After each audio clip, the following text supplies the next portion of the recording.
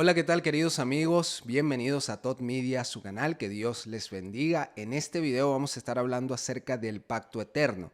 Es un tema recurrente en este canal, sin embargo vamos a estar empleando algunos versículos bíblicos y algunos textos del espíritu de profecía para profundizar acerca de la implicación de este pacto hecho entre el Padre y el Hijo para la salvación de los hombres. Así que acompáñenme a orar para iniciar nuestro tema y que de esa manera pueda Dios dirigirnos en este instante. ¿Bien? Vamos a orar.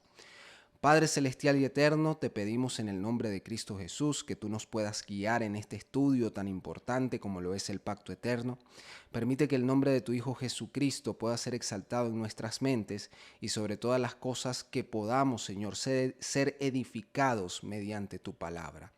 Cuídanos y guárdanos, dirígenos, por favor, amplía nuestro entendimiento en este tema y te pedimos también que perdones nuestras faltas y pecados. En el nombre de Jesús. Amén y amén. Bien, queridos hermanos y amigos, vamos a iniciar con la lectura de un texto que se encuentra en una matutina llamada Dios nos cuida y que nos va a servir de introducción para poder comprender de qué trata el tema del pacto eterno. Vamos a leer entonces lo que dice Dios nos cuida, la página número 74 y el párrafo número 5. La salvación de la raza humana siempre ha sido el objeto de los concilios celestiales. El pacto de misericordia fue hecho antes de la fundación del mundo. Ha existido desde toda la eternidad y se lo llama el pacto eterno. Tan cierto como que nunca hubo un momento en que Dios no existiese, así de seguro nunca hubo un momento en que manifestar su gracia a la humanidad no fuese la delicia de la mente eterna. Así que estamos viendo mediante este texto, queridos amigos, que se nos habla acerca de un pacto que fue concretado desde antes de la fundación del mundo, a tal punto que se le llama el pacto eterno. Y en este pacto se manifiesta toda la gracia de Dios en favor de la raza humana. Vamos a estar leyendo en la Biblia el sustento que nos va a dar más detalles acerca de este pacto eterno. Y el primer texto que vamos a emplear está en Romanos, capítulo número 16, y vamos a leer a partir del versículo 25. Vamos a prestar atención. Y al que puede confirmaros según mi evangelio y la predicación de Jesucristo, según la revelación del misterio que se ha mantenido oculto desde tiempos eternos, pero que ha sido manifestado ahora, y que por las escrituras de los profetas, según el mandamiento de Dios, se ha dado a conocer a todas las gentes para que obedezcan a la fe. Así que en Romanos capítulo 16 vemos que existe, el apóstol Pablo está describiendo un misterio que fue oculto desde los tiempos eternos, pero que se ha manifestado en un tiempo específico. Y ese tiempo específico en el que se manifestó este misterio oculto es precisamente el tiempo del sacrificio de Cristo. Y eso lo vamos a profundizar, vamos a leer otros versículos para soportar este texto que acabamos de leer y de esa manera tener más detalles acerca de este pacto. Vamos a leer ahora la primera carta de Pedro, el capítulo número 1 y el versículo número 18, a ver qué tenía que decir el apóstol acerca de este misterio oculto y que se reveló en un tiempo específico. Dice así la palabra de Dios. Sabiendo que fuisteis rescatados de vuestra vana manera de vivir, la cual recibisteis de vuestros padres, no con cosas corruptibles como oro o plata, sino con la sangre preciosa de Cristo, como de un cordero sin mancha y sin contaminación. Y atención al versículo 20, ya destinado desde antes de la fundación del mundo, pero manifestado en los postreros tiempos por amor de vosotros, y mediante el cual creéis en Dios, que le resucitó de los muertos y le ha dado gloria, para que vuestra fe y vuestra esperanza sean en Dios. Así que aquí confirmamos que el apóstol Pedro también nos habla acerca de un misterio, o este misterio el apóstol Pedro lo describe como la sangre preciosa de Cristo Jesús, comparándolo con un cordero inmolado que fue sacrificado desde antes de la fundación del mundo, tal como describía el texto en la matutina que leímos. Pero nosotros sabemos que Cristo fue sacrificado, Cristo ofreció su vida en la cruz, en un tiempo y en un lugar en específico. Entonces, ¿cómo es posible que el apóstol Pedro diga que este cordero fue sacrificado desde antes de la fundación del mundo? Pues precisamente porque este sacrificio en favor de la humanidad fue concretado por parte del Padre y del Hijo en favor de la humanidad en caso de que ésta cayese, desde antes siquiera que la raza humana fuera creada. Y tenemos más sustento bíblico acerca de esto, por ejemplo, en el libro del Apocalipsis. Vamos a leer Apocalipsis capítulo número 13 y el versículo número 8, a ver qué nos tienen que decir acerca de esto. Y la adoraron todos los moradores de la tierra, cuyos nombres no estaban escritos en el libro de la vida del Cordero, que fue inmolado desde el principio del mundo. Aquí vemos entonces palabras muy similares a las que escribió el apóstol Pedro en su epístola. Nos hablan acerca del libro del Cordero que fue inmolado desde el principio del mundo, haciendo allí una comparación con lo que dijo el apóstol Pedro, que es la sangre preciosa de Cristo que fue ofrecido desde antes de la fundación del mundo. Así que vemos que el plan de la salvación no fue un plan ideado después de la caída, fue un plan que ya se había previsto por parte del Padre y del Hijo en caso de que la humanidad cayese. Y hay más versículos que podemos emplear para conocer acerca de este pacto. Vamos a leer ahora lo que dice 2 de Timoteo, capítulo 1, y vamos a leer desde el verso 8 para dar contexto, que dice así la palabra de Dios. Por tanto, no te avergüences de dar testimonio de nuestro Señor, ni de mí, preso suyo, sino participa de las aflicciones por el Evangelio según el poder de Dios, quien nos salvó y llamó con llamamiento santo, no conforme a nuestras obras, y aquí viene el punto, sino según el propósito suyo y la gracia que nos fue dada en Cristo Jesús antes de los tiempos de los siglos. Y dice el verso 10, pero que ahora ha sido manifestada por la aparición de nuestro Salvador Jesucristo, el cual quitó la muerte y sacó a luz la vida y la inmortalidad por el Evangelio. Así que vemos que aquí el apóstol Pablo nos habla de la gracia que fue planificada o que estaba oculta desde los tiempos de los siglos, pero que fue manifestada en un tiempo concreto. Así que ya vemos cómo los apóstoles, mediante sus epístolas, mediante el Apocalipsis incluso, nos hablan acerca del sacrificio de Cristo como siendo concretado desde antes que el mundo fuese, desde antes de los tiempos de los siglos, como dice aquí la epístola a Timoteo. Pero vemos que fue manifestada en un tiempo específico y es porque, como venimos hablando, Cristo ciertamente murió en un tiempo puntual en nuestro mundo, de esa manera concretando el plan de salvación que se había planificado incluso antes de que la raza humana fuese concebida, fuese creada. Ahora, vamos a tener una lectura de un texto que nos va a ayudar precisamente a comprobar que esto es así, que está en el libro Deseado de todas las gentes.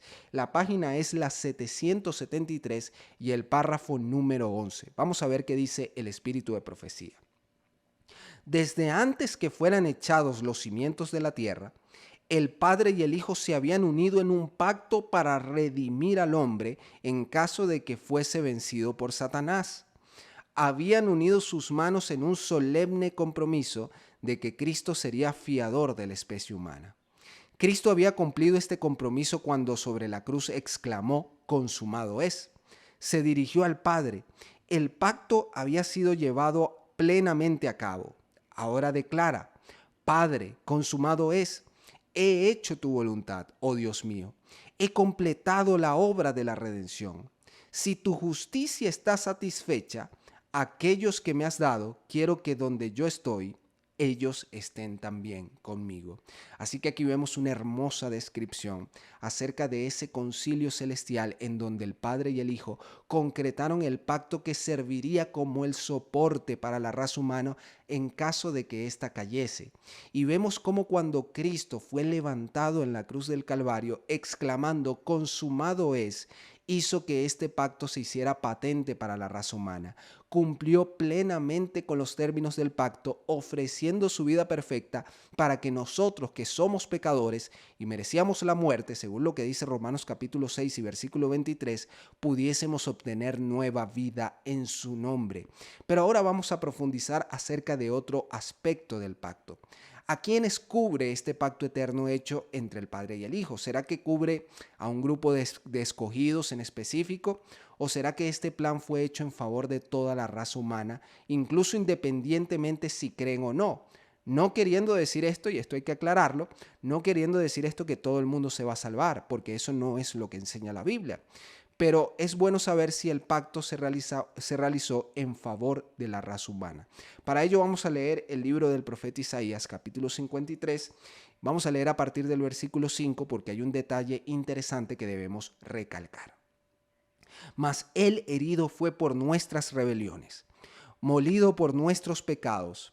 El castigo de nuestra paz fue sobre él y por su llaga fuimos nosotros curados.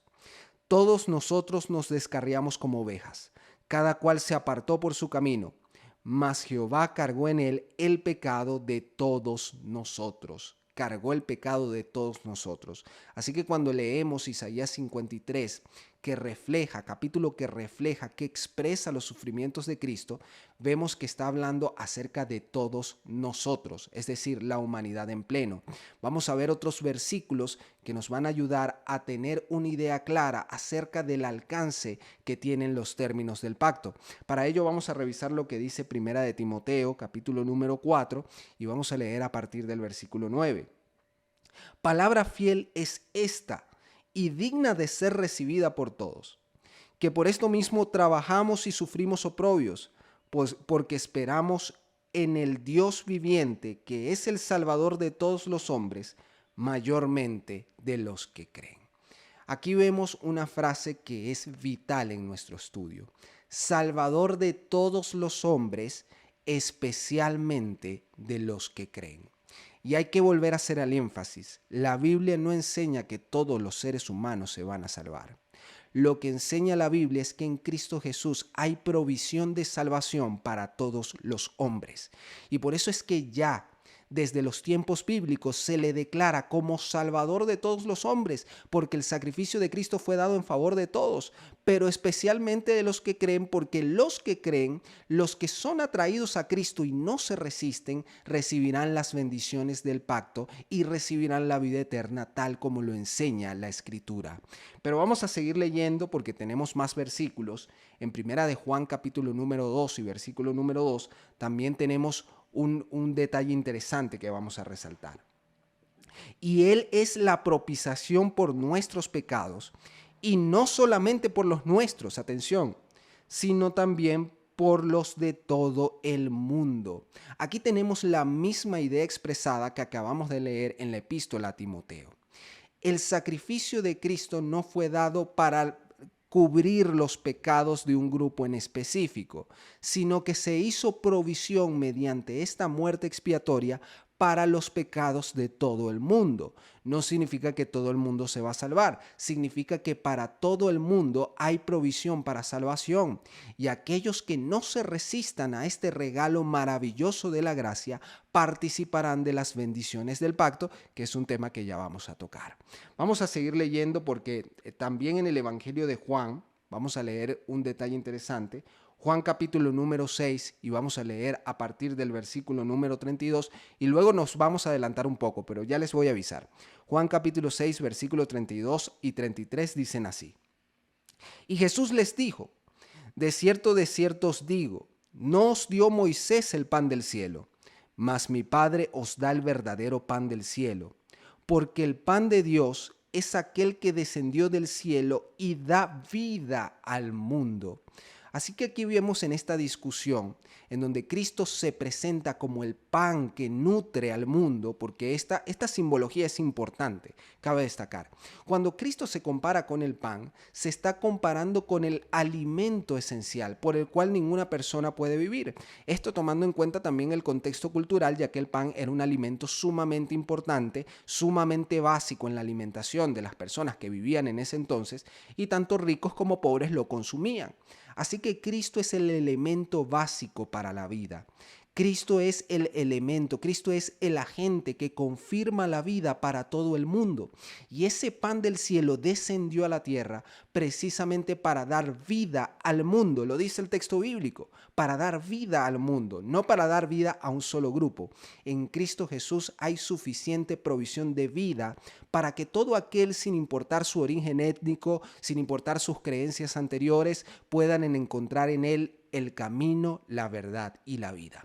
Vamos a adelantarnos ahora sí al versículo número 50 del mismo capítulo 6 de Juan, porque Jesús dice otras palabras interesantes. Juan capítulo 6, versículo 50 dice: Este es el pan que desciende del cielo, para que el que de él come no muera. Yo soy el pan vivo que descendió del cielo.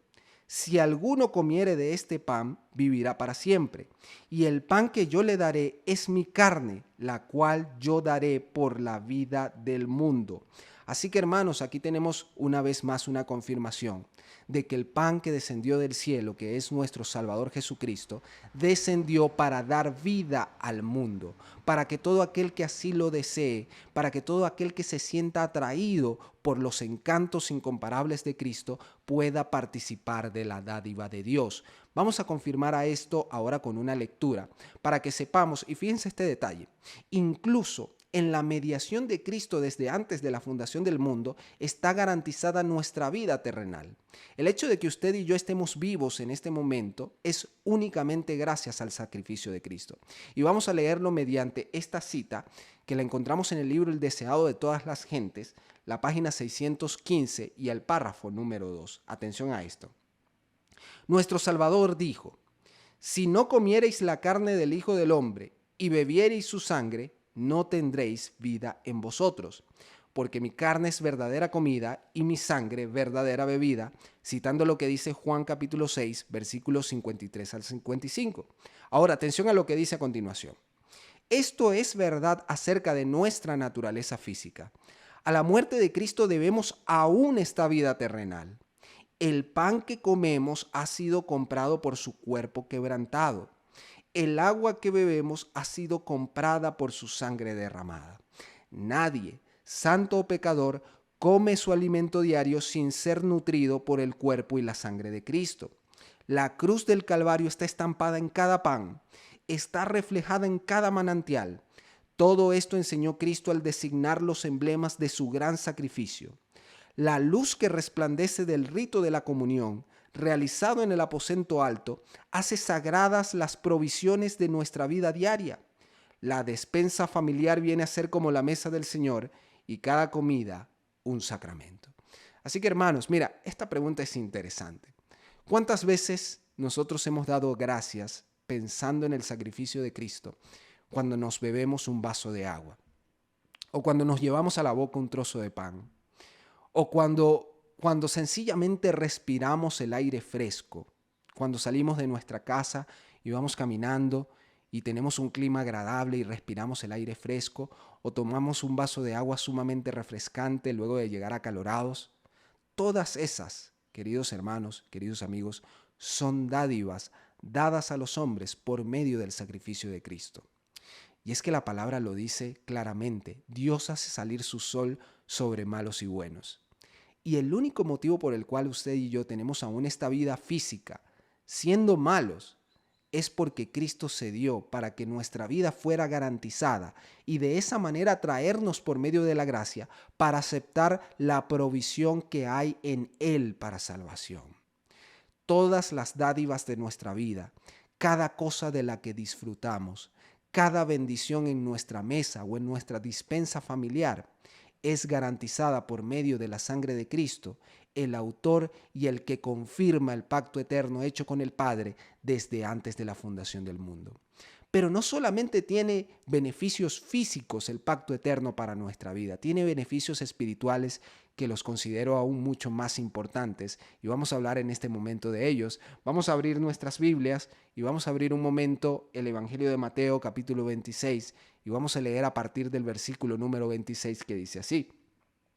Y mientras comían, tomó Jesús el pan y bendijo y lo partió.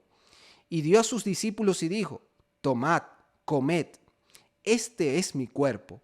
Y tomando la copa y habiendo dado gracias, les dio diciendo, bebed de ella todos. Y atención al versículo 28, porque esto es mi sangre del nuevo pacto, que por muchos es derramada para remisión de los pecados.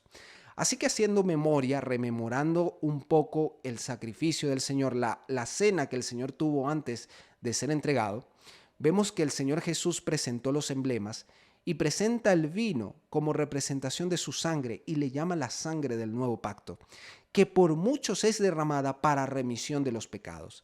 La sangre de Cristo fue derramada para la remisión de los pecados. Y eso es importante tenerlo en cuenta porque es el principal beneficio que tiene su sacrificio.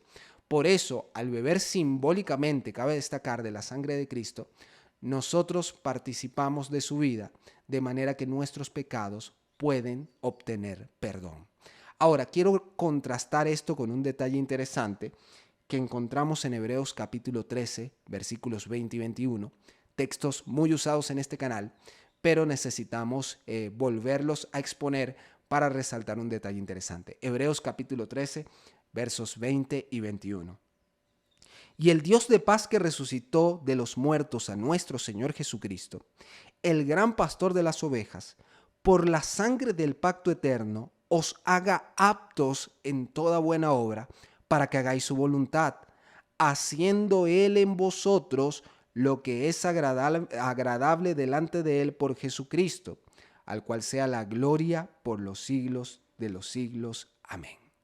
Hermanos, amigos, vemos entonces que la misma sangre de Cristo, que en Mateo capítulo 26 se le denomina como la sangre del nuevo pacto, es la misma sangre que en Hebreos capítulo 13, versículos 20 y 21 se le denomina como la sangre del pacto eterno.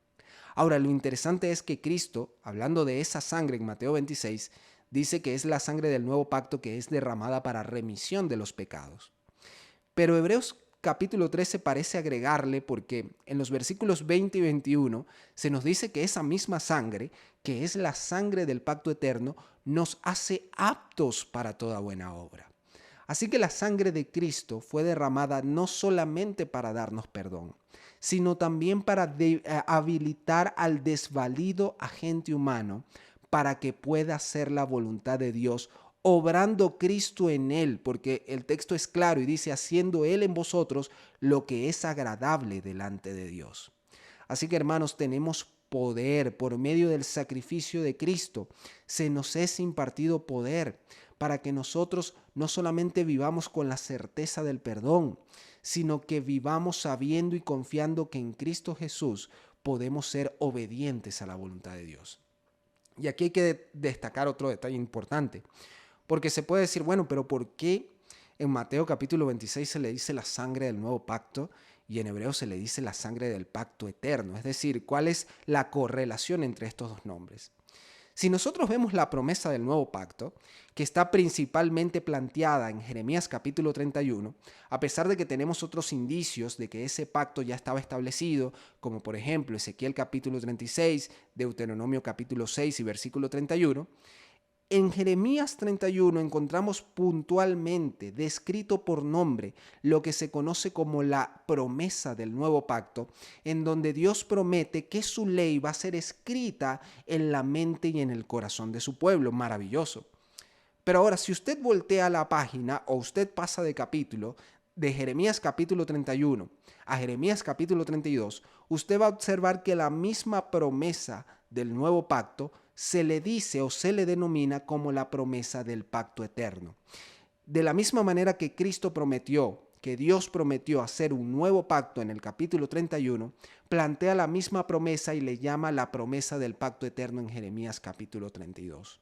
Así que podemos tener la certeza que cuando la Biblia nos habla del nuevo pacto, y nos habla del pacto eterno, nos está hablando de un mismo pacto. Ahora, ¿dónde puede venir la confusión? Porque si el pacto es eterno, ¿por qué se le denomina como nuevo? El único motivo por el cual, y eso lo podemos ver cronológicamente en la Biblia, el único motivo por el cual a la promesa del pacto eterno se le denomina también como la promesa del nuevo pacto, es porque en la línea cronológica humana, la promulgación explícita del nuevo pacto fue posterior a la promulgación del infructuoso pacto antiguo que concretó Israel en el Sinaí. Y es que recordemos, usted puede leer Éxodo capítulo 19 y usted se da cuenta que Dios había prometido hacer de Israel un reino de sacerdotes y de gente santa. Sin embargo, la respuesta de Israel fue decir: todo lo que Jehová diga nosotros haremos. Eso lo puede leer usted en Éxodo capítulo 19. Pero Dios no estaba buscando una obediencia legalista a su voluntad. Dios quería que el pueblo se entregase a Él para ser transformado. No en vano el Señor al principio del capítulo 19 de Éxodo les había recordado que Él fue el que les sacó de la tierra de Egipto. Es decir, el pueblo de Israel no salió de Egipto por su fuerza. No salió de Egipto por su poderío militar, nada que ver, eran un pueblo de esclavos. El pueblo de Israel salió de Egipto únicamente por la intervención poderosa de Dios. Y ese mismo Dios les estaba prometiendo hacerles un pueblo santo, un pueblo de sacerdotes, un pueblo que verdaderamente proclamara la pureza de la ley de Dios a todos los demás pueblos de la tierra. Y sin embargo, al pueblo de Israel se le olvidó que ellos habían salido con mano poderosa de Egipto y decidieron poner de frente a Dios su propia obediencia. Allí, en ese momento, se establece el antiguo pacto, ese pacto legalista que compromete la obediencia del hombre antes de las promesas de Dios. Pero luego Dios vuelve a promulgar el pacto eterno. Y por eso es que ese pacto que actúa en el corazón del hombre por medio de la garantía del sacrificio de Cristo para que el corazón sea transformado y el hacer la voluntad de Dios sea una posibilidad ahora por medio de su poder, al promulgar este pacto luego se le denomina como el nuevo pacto, pero no es más que el pacto confirmado con Cristo desde antes de la fundación del mundo y por cuyo sacrificio se garantiza que el hombre puede tener una vida conforme a la voluntad del Señor. Y vamos a confirmar esto finalmente. Me gustaría leer un texto ya para finalizar, con lo que dice el libro Historia de los Patriarcas y Profetas, y vamos a leer las páginas 386 y parte de la 387. Es un texto algo amplio, pero voy a tratar de leerlo rápido para que podamos darle conclusión a este video. Así como la Biblia presenta dos leyes, una inmutable y eterna y la otra provisional y temporaria, así también hay dos pactos. El pacto de la gracia se estableció primeramente con el hombre en el Edén, cuando después de la caída se dio la promesa divina de que la simiente de la mujer heriría a la serpiente en la cabeza. Este pacto puso al alcance de todos los hombres el perdón y la ayuda de la gracia de Dios para obedecer en lo futuro mediante la fe en Cristo. Aquí está la clave. También les prometía la vida eterna si eran fieles a la ley de Dios. Así recibieron los patriarcas la esperanza de la salvación. Fíjense lo que sigue diciendo sobre este pacto. Este mismo pacto le fue renovado a Abraham en la promesa: en tu simiente serán benditas todas las gentes de la tierra, citando Génesis capítulo 22 y verso 18. Esta promesa dirigía los pensamientos hacia Cristo. Así la entendió Abraham, y podemos ver Gálatas capítulo 3 versos 8 y 16. Y confió en Cristo para obtener el perdón de sus pecados. Fue esta fe la que se le contó como justicia. El pacto con Abraham también mantuvo la autoridad de la ley de Dios. El Señor se le apareció y le dijo: yo soy el Dios Todopoderoso, anda delante de mí y sé perfecto. El testimonio de Dios respecto a su siervo fiel fue: oyó Abraham mi voz y guardó mis preceptos, mis mandamientos, mis estatutos y mis leyes. Y el Señor le declaró: estableceré mi pacto entre mí y ti, y tu simiente después de ti en sus generaciones por alianza perpetua, para hacerte a ti por Dios y a tu simiente después de ti. citando allí Génesis capítulo 17, versículos 1, 7 y el capítulo 26, versículo 5. Este es el último párrafo, dice: aunque este pacto fue hecho con Adán y más tarde se le renovó a Abraham, no pudo ratificarse sino hasta la muerte de Cristo. Existió en virtud de la promesa de Dios, desde que se indicó por primera vez la posibilidad de redención. Fue aceptado por fe. No obstante, cuando Cristo lo ratificó, fue llamado el pacto nuevo. La ley de Dios fue la base de este pacto, que era sencillamente un arreglo para restituir al hombre a la armonía con la voluntad divina, colocándolo en situación de poder obedecer la ley de Dios. Aquí tenemos un resumen, hermanos, de todo lo que hemos hablado.